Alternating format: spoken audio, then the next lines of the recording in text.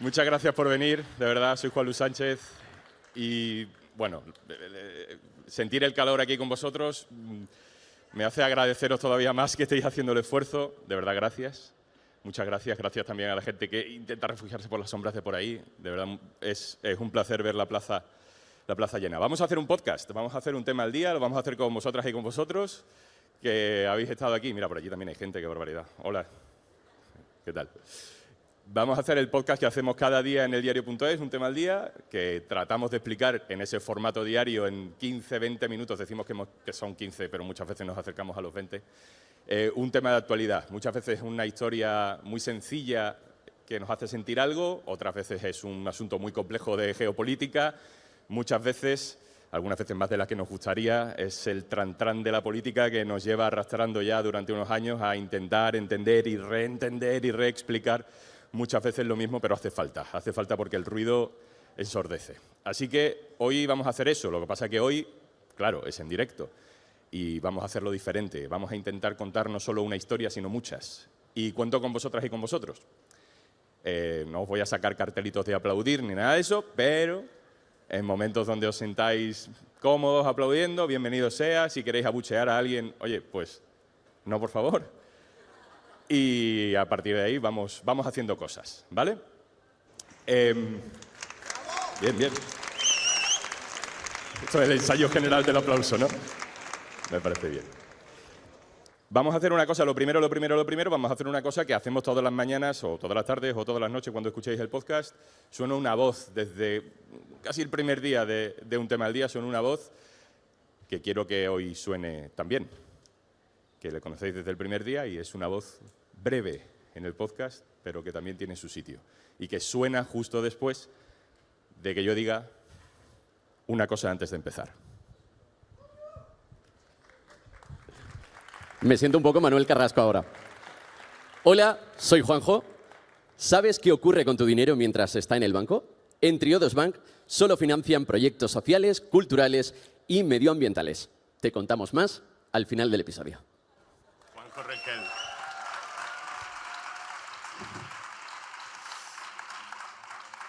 Bueno, yo ya me coloco en mi sitio, nos vamos preparando para ir poniendo más elementos encima de la mesa. Quiero que ahora pasen conmigo aquí a esta mesa dos de los compañeros del diario.es que me van a ayudar a hacer el capítulo de hoy. Son Germán Aranda y Marcos García Santonja.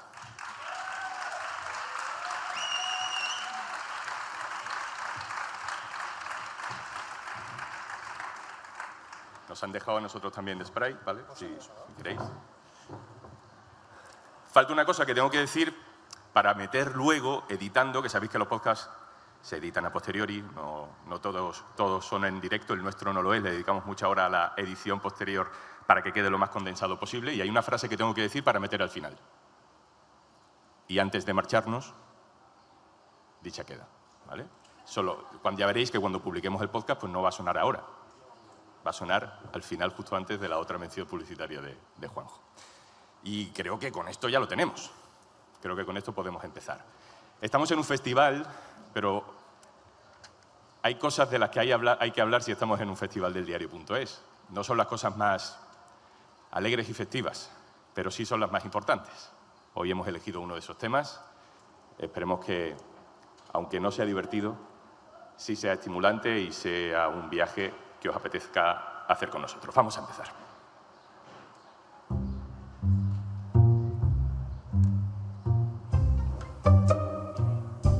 Mira que se han conquistado derechos, pero este se resiste. Una preocupación que va mutando generación a generación, un monstruo que se come las buenas intenciones políticas. Soy Juan Luis Sánchez. Hoy en un tema al día, en directo, a pesar de todo, desde Rivas hacia Madrid, muchas casas, un mismo miedo.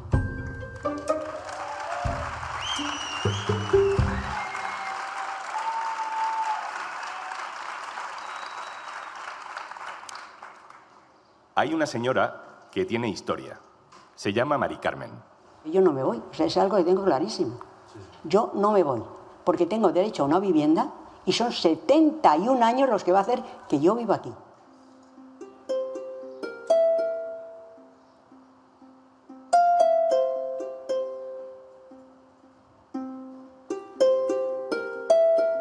Cuando Mari Carmen entró a vivir en su casa era una adolescente. Su padre firmó el contrato de alquiler en 1956. Su padre murió solo 4 años más tarde. Mi papá fue quien firmó el contrato y en aquella época solamente se firmaban los cabezas de familia, tanto en bancos como en contratos de cualquier tipo. O sea, las mujeres no se podía firmar nada porque no tenía ningún valor. Ahí la historia de Mari Carmen ya se cruza con la historia de España. Que su madre no fuera cotitular de aquel contrato que acabaría en sus manos sería determinante para que una inmobiliaria 71 años después encontrara la manera de intentar desahuciar a Mari Carmen, que ahora tiene 87 años. Dicen que ya no tiene derecho sobre la vivienda. Ella resiste. Que me cortan el cuello, vale, pero me lo van a cortar luchando. No sentada en la butaca o no marchándome por la noche con una maleta porque ya no aguanto más los acosos. Yo voy a seguir luchando. Igual que la vida de Mari Carmen y la de todos, son capas que van solapándose. Felicidades y problemas que se dan el relevo sin terminar de concluir, las políticas de vivienda en España también han sido eso, una sucesión de problemas sin solución. Un experto nos resume cómo empieza a cambiar todo. Alejandro Inurrieta. Bueno, al principio yo creo que hay que datarlo en los años 80. El decreto Boyer lo que hizo fue derogar una ley que venía del franquismo, en la que los alquileres los precios estaban topados por lo que se llamaban las rentas antiguas, ¿vale? Donde cualquier persona que viviera en un piso de renta antigua podía estar en ese piso con esa misma renta hasta que se muriera y después incluso podía traspasar esos derechos a sus herederos, sobre todo hijos. Mari Carmen era una de esas hijas que se hicieron adultas en un país que cambió mucho muy rápido. El segundo hito donde empieza todo fue cuando entramos ya en el antiguo mercado común, hoy Unión Europea.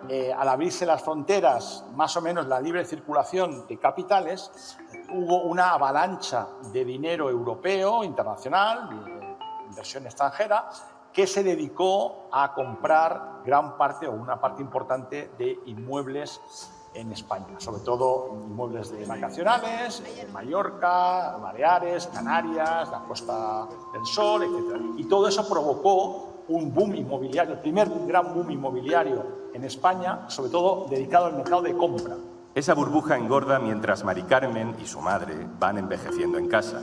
La madre de Mari Carmen muere en 2005. Es un mal momento para heredar un alquiler a los 66 años de un piso de renta antigua. Estamos en pleno auge del boom inmobiliario, en todo lo alto de la cresta del pelotazo, de la economía que siempre sube y nunca baja. Veníamos de la España va bien y estamos en la España de las hipotecas financiadas al 100%.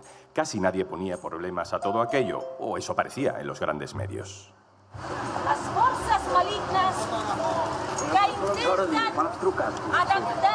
Una mujer vestida de superheroína irrumpe en un evento de una inmobiliaria en plena calle de Barcelona. Va de negro, con antifaz, con una capa amarilla que lleva el número 47, por el artículo 47 de la Constitución. La heroína dice llamarse Supervivienda. La mujer que va debajo del traje se llama Ada. L'habitatge fora del mercat, perquè és un dret fonamental. Sí, es Ada Colau, antes de ser Ada Colau y antes de que todo saltara por los aires en 2008. Ya había economistas, ya había expertos, ya había activistas advirtiendo del problema. Ya había camisetas donde ponía: no voy a tener casa en mi puta vida. ¿Qué pasa? ¿Qué pasa? ¿Qué pasa?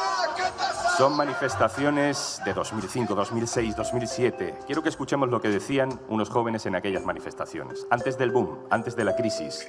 Es un vídeo subido a YouTube hace 20 años. Bueno, pues mi sueldo se va entero porque estoy en pareja y la otra parte de la pareja pues pagamos la comida, etcétera, pero lo que es un sueldo se va casi entero. Pues para manifestarme porque no encuentro una tontería que con un sueldo tan bajo no te puedes permitir el lujo de pagarte un piso, por ejemplo. Te tengas que hipotecar toda tu vida, hipoteques también a tus hijos y a tus nietos. Dicen lo mismo que escuchamos hoy, pero su voz no se oía entre tanto optimismo económico. Yo estoy de alquiler, pagando muy caro el alquiler, o sea, estoy pagando que la mitad de mi sueldo o más se van al alquiler. En diciembre de 2008, ya en diciembre de 2008, solo 3 meses después de la caída de Lehman Brothers, más de 1000 ecuatorianos se reúnen en una asamblea de un barrio de Madrid para hablar de algo de lo que los medios españoles no hablaban. Están desahuciando a la gente, a cientos de personas cada día. Me lo contaba entonces una de esas mujeres, Aida Quinatoa. Hemos sido abandonados, excluidos a la calle, siendo que nosotros hemos aportado a la sociedad en su momento, y la crisis financiera, la crisis económica, política y social de este país no podemos pagarlo nosotros. El primer desahucio paralizado en Madrid por los movimientos sociales fue 3 años después, el 16 de junio de 2011. Son 4 días después de que se levantara la acampada del 15M. En el número 14 de la calle Naranjo se aculpaban cientos de personas para que la comisión judicial no pudiera pasar. La comisión judicial encargada de efectuar el desalojo de Anuar y su familia se ha ido. El movimiento por la vivienda se extendió y le enseñó al mundo cosas nuevas. También a los periodistas. Por ejemplo, nos enseñaron a hablar de suicidios. Fueron años durísimos. Luego algunos de los expertos y activistas se atrevieron con la política electoral y gobernaron ciudades, y pasó la crisis, y nos decimos haber resuelto más o menos el problema de los desahucios por impago de hipoteca en los casos más vulnerables. Pero el monstruo simplemente estaba mutando.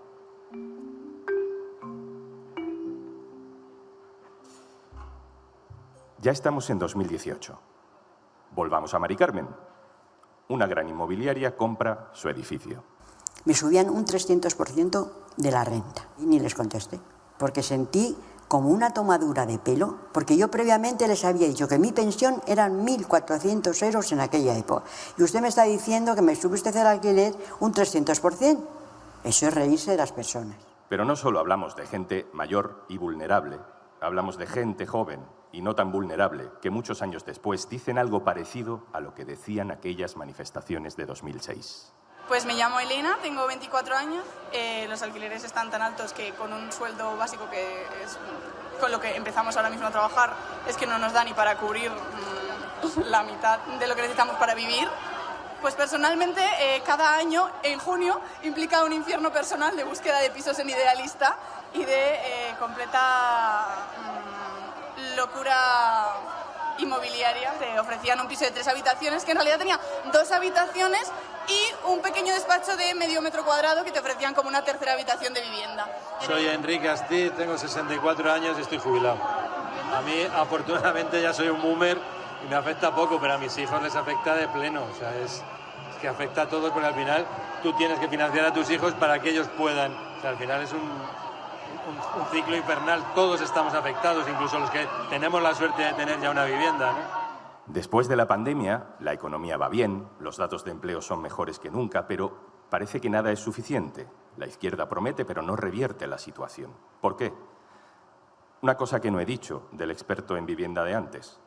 Alejandro Inurrieta trabajó para el Ministerio de Vivienda, fue presidente de la Sociedad Pública de Alquiler, sabe de lo que habla. El gran problema, ¿por qué en España no se quiere ir en la dirección que tienen los países europeos? Pues muy sencillo, los lobbies.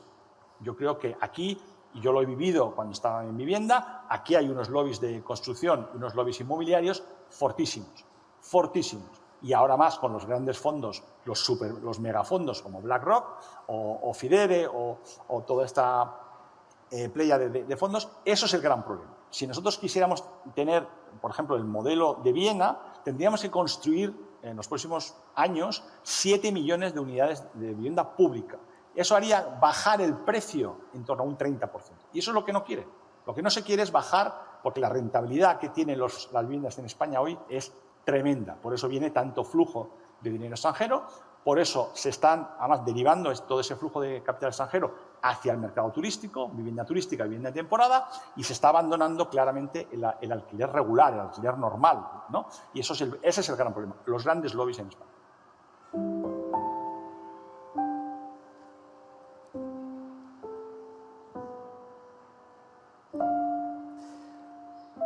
El monstruo tiene muchas cabezas que se asoman por las ventanas de muchas casas. En un tema al día hemos entrado en esas casas, como la de Blanca, a la que otro fondo buitre, Elix, quiere comprar su edificio. Pues mira, te digo una cosa, en el barrio ha desaparecido muchísima gente. Y como nos pasa a nosotros, nos va a pasar a mucha gente de aquí, ¿eh? Pero yo muchas veces pregunto, y digo, fulanita y menganita, no está, se han marchado. Y ha desaparecido muchísima gente. Mucha. Y ahora ves mucha gente con la maleta por aquí. Pues ahora han puesto unas cafeterías, pero de lujo. Y yo me extraña mucho esto. A Blanca y a su marido, José, les conocimos hace unos meses en su casa y sí, les echaron. Y hemos estado de nuevo con ellos, en su nueva casa, en su nueva vida, en una historia que acaba bien, porque la gente aguanta lo que le echen. Resiliencia, lo llaman. Echar de menos, por ejemplo, la chica que tenía la zapatería pegada al portal nuestro, que la conocíamos fíjate, la conocía de cría, porque ya el negocio era de su padre, y la he conocido toda la vida. Y la echar de menos porque ella también se ha tenido que ir, tuvo que cerrar el negocio por lo mismo e irse. Y sí, porque eran muchos años que la conocíamos. Y algún otro negocio por allí que había, que ya habían cerrado con los años, pues sí, los echas de menos. El monstruo se mete también en casa de María y de Claudia, que viven en un piso de alquiler que ha puesto a la venta alguien con ellas dentro. Después de varios años y varias renovaciones con este alquiler social, un día mi marido, buscando algo en Wallapop, encuentra nuestro piso en venta. Y no solo ver la foto que describe toda nuestra casa, sino que además avisa que está ocupado. Nosotros no estamos ocupando, nosotros somos inquilinos al día de pago, y después de eso, a su vez, lo hemos encontrado en varios portales de venta. En estos momentos vivimos con la ansiedad y la inseguridad que todo esto nos plantea. Jamás recibimos ni nos han avisado de que iba a ponerse a la venta. También es la inseguridad de saber hacia dónde vamos y no tener respuesta de una administración que tendría que estarnos protegiendo en este sentido. El monstruo se asoma en casas donde se agota el contrato que firmaron en pandemia, como la de Raquel. ¿Qué pasa? Que pasados los 5 años, nuestra casera obviamente pues también nos dijo que nos iba a subir, y nosotros intentamos que nos dijera cuánto desde hace unos meses, porque teníamos miedo de cuál iba a ser la subida, ¿no?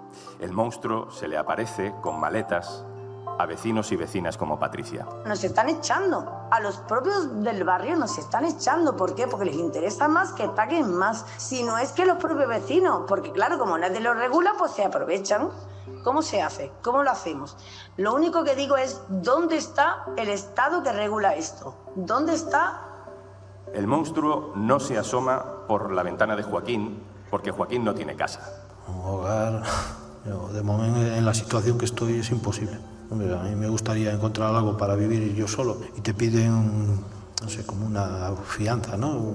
Tienes que entrar con un montón de dinero para poder tener una vivienda y poder ir pegándola poco a poco.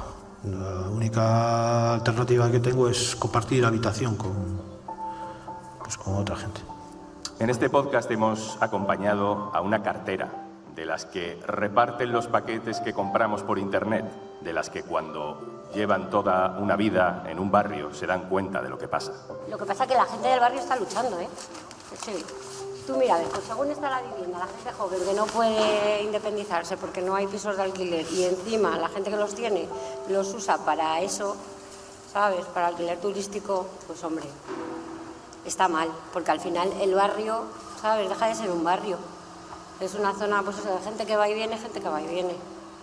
Y lo bonito de los barrios es que sea un barrio. No sé, repito mucho la palabra barrio, pero con el significado de que la gente se conoce, ¿sabes? De que tengas tus tiendas, no como esto es un trajín ya. Abren una tienda, la cierran, abren otra, ¿sabes? Y todo lo que abren es más de paso.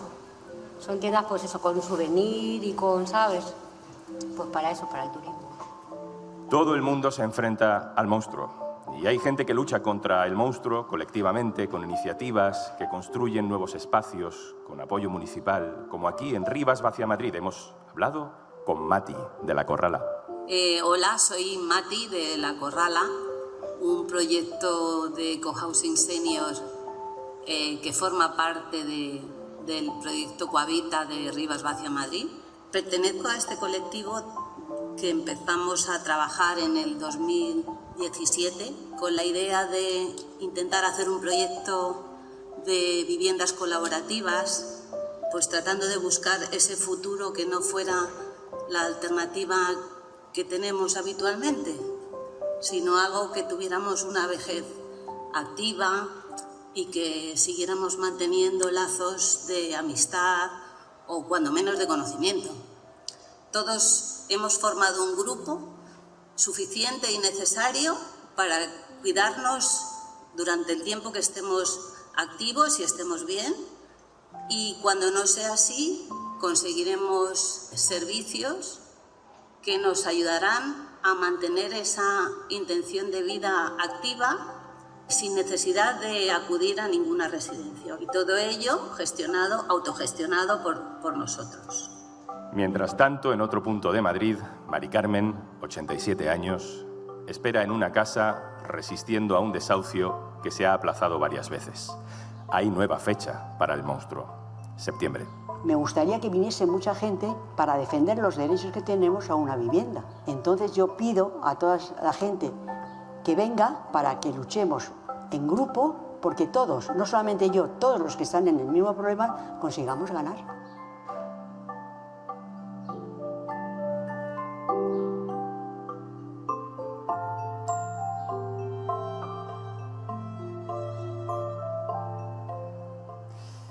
En un tema al día estamos cerrando nuestra quinta temporada. Nos hemos venido a celebrarlo a una plaza donde hay mucha gente y hace mucho calor.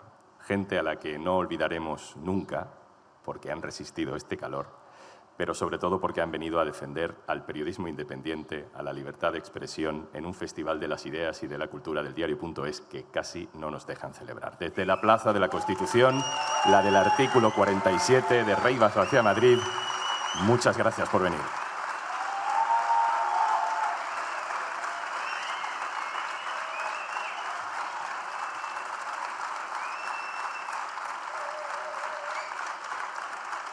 Bueno, las personas que estáis aquí, que estamos aquí en esta plaza, seguramente tenemos algunas cosas en común, pero también hay otra mucha gente quizá fuera de esta plaza que también tienen algo en común con muchos de vosotros, y es ese miedo a no saber si en el futuro van a tener una casa, un hogar.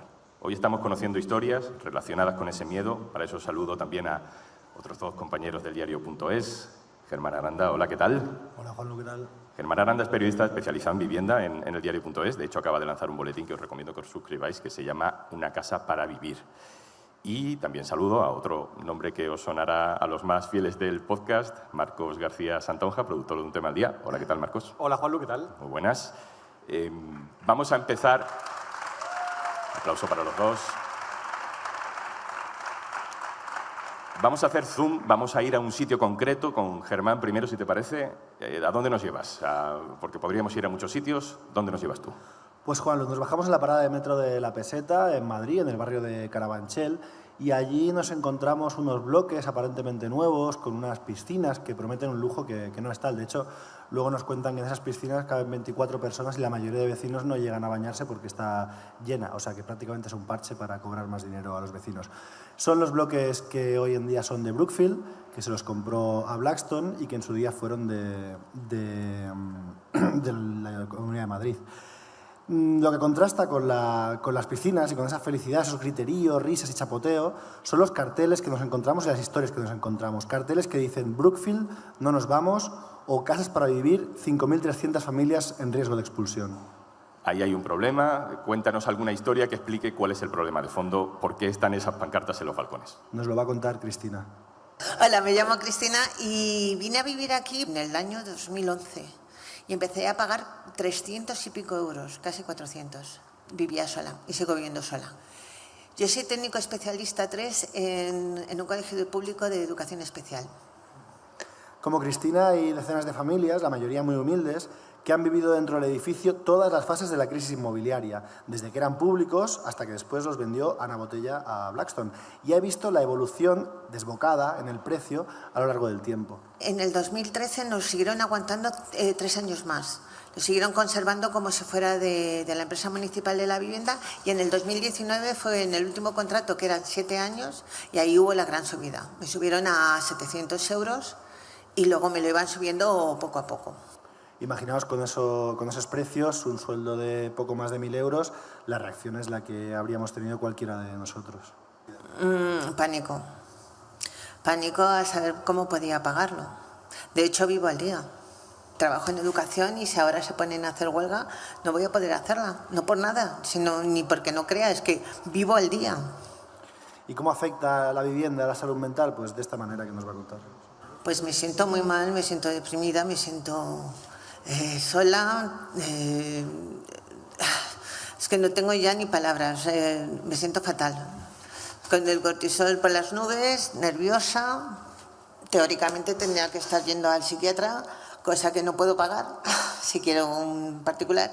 Y de la seguridad social, pues son cada 4 o 5 meses que te cogen. Entonces, con lo cual, a mí personalmente no me sirve de nada, porque tenía que ser más continuo. Y cada vez estamos siendo más gente que necesita psiquiatras, psicólogos, y no los hay. Porque la seguridad social pasa lo mismo que en educación, que pasa con la vivienda, que pasa con todo. No hay personal. Cristina, te dice Germán que siente pánico por no llegar a fin de mes. Claro, eso tiene detrás otros muchos miedos acumulados, ¿no?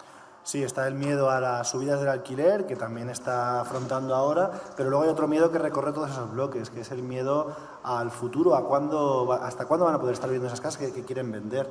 Y así reacciona cuando le preguntas a Cristina qué haría si tuviera que marcharse. No lo quiero ni pensar, me tendría que ir a una habitación, deshacerme de todo lo que tengo y irme a una habitación. Es lo único que me quedaría, pero con 58 años lo voy a llevar muy mal, lo llevaría muy mal. Porque si es difícil, cuando eres joven ya es difícil convivir con alguien, ya sea tu pareja o un amigo o lo que sea, imagínate ya con 58 que ya tienes manías, no, lo siguiente a manías. Y no aguantas ya tanta tontería ni aguantas tantas cosas. Lo pasaría fatal. Y lo que pide es que lo público se haga cargo de algo que ignoran los fondos de inversión. Y lo ideal sería que la empresa municipal de la vivienda, el Ministerio de la Vivienda, quien sea, me da lo mismo el gobierno que sea, que las compren o que nos den una casa de la empresa municipal de la vivienda. A mí y a las personas que estamos aquí en el grupo. Germán, hoy estamos utilizando esta metáfora del monstruo que da mucho miedo, claro, pero hay también ejemplos de que la resistencia es posible y aquí también existe.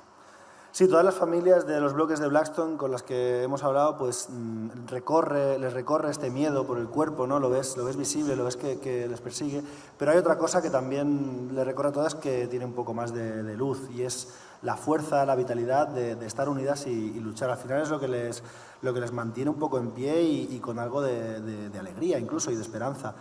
Quieren luchar por quedarse, su mensaje no puede ser más claro. Nosotros lo que vamos a intentar, con ayuda del sindicato de inquilinas, es nos quedamos hasta que alguien nos escuche o ya lleguen los juzgados y te diga, a la bonita ya te tienes que ir por narices. Bueno, hemos conocido la historia de Cristina. Marcos, voy contigo, porque en este episodio no solo queremos hablar de aquellos casos extremos. Y creo que contigo podemos hablar de alguna historia que es normal. Y ese es el problema. Eso es, Juanlu, porque es una historia en la que no hay una orden judicial para echar a nadie de su casa, todo el mundo está a priori bien, no hay nada grave, pero sí hay un elemento que recorre las historias que hemos oído hasta ahora y que conecta con esta, que es el miedo, ¿no? El miedo a lo que puede pasar con tu casa. Pero primero vamos a conocer a Elia, estamos con ella en su piso de Lavapiés en Madrid. Hola, soy Elia y llevo viviendo aquí en Lavapiés pues muchísimos años, quizá 15 años. En este piso, o en este bloque más bien, desde 2011, que nos mudamos mi actual expareja y yo. Claro, Elia se muda con su pareja, pero ya no viven juntos, se separaron en plena pandemia, Juanlu, en 2020, y si te acuerdas ahí los alquileres bajaron, entonces pudieron poner en práctica esa idea que tenían en la cabeza, ¿no? Priorizar a su hija, ponerla en el centro, como lo hicieron, alquilando un piso en el mismo edificio en el que ya estaban viviendo. ¿Para qué? Pues para que ella notara mucho menos el cambio que se vive inevitablemente con una separación, ¿no?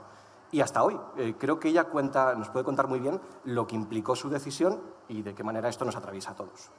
Hombre, mi hija y yo vivimos en un piso o quizá apartamento de un dormitorio.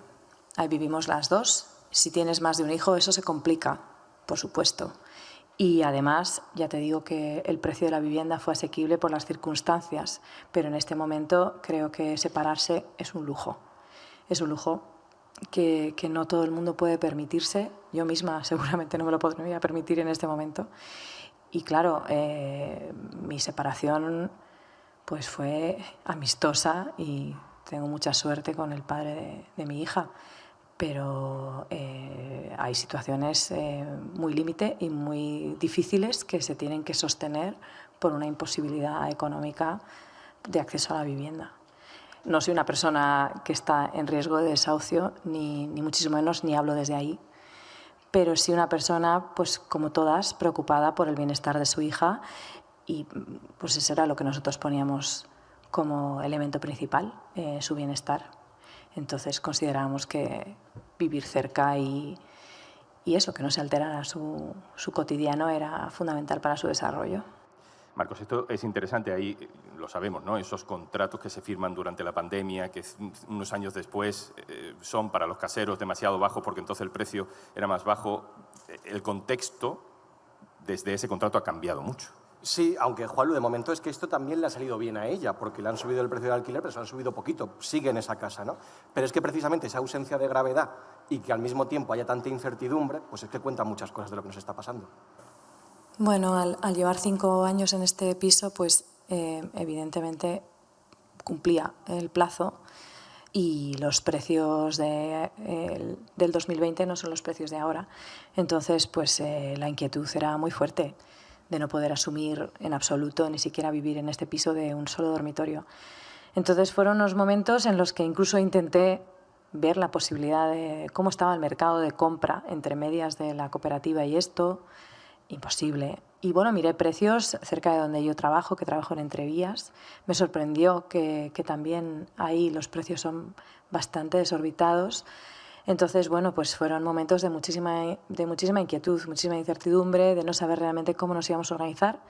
Yo no tengo coche y bueno, pues todos son problemas añadidos a nuestra logística diaria y bueno, pues fueron momentos de mucha incertidumbre y miedo, claro, a no saber qué podía pasar.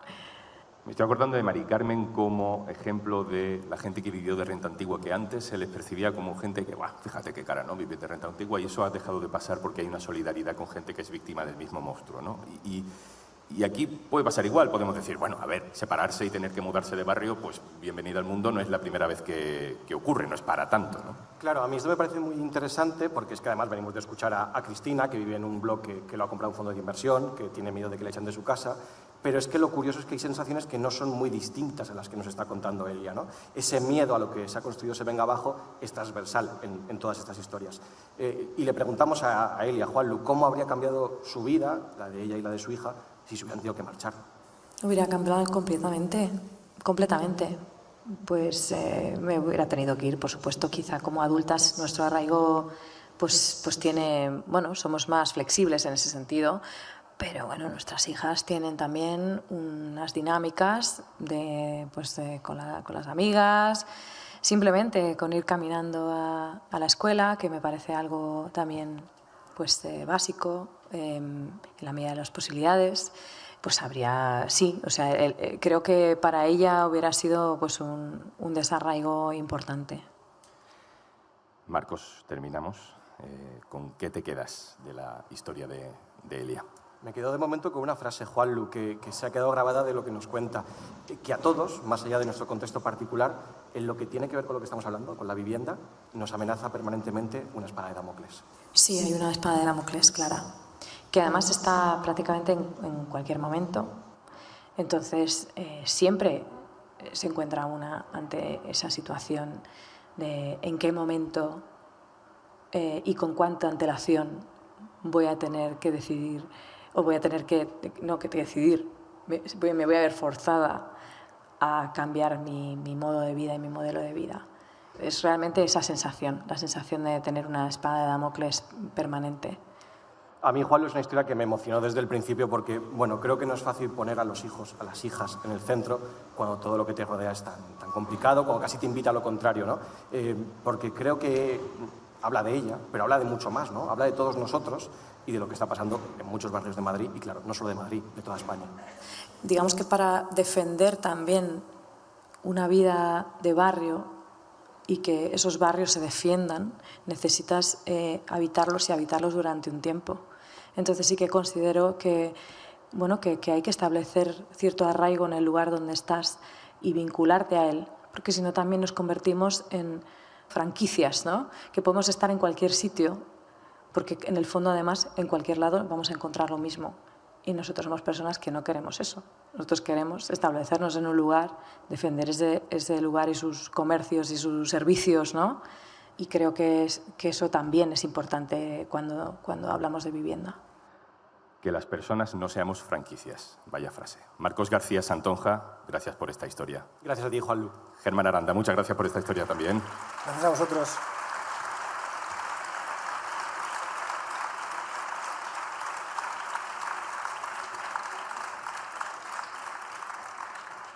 Y sí, sabemos que esto es un festival y sí, sabemos que a veces a un tema al día le toca tocar los temas menos divertidos, pero no sería un festival del diario.es si no tocáramos estos temas.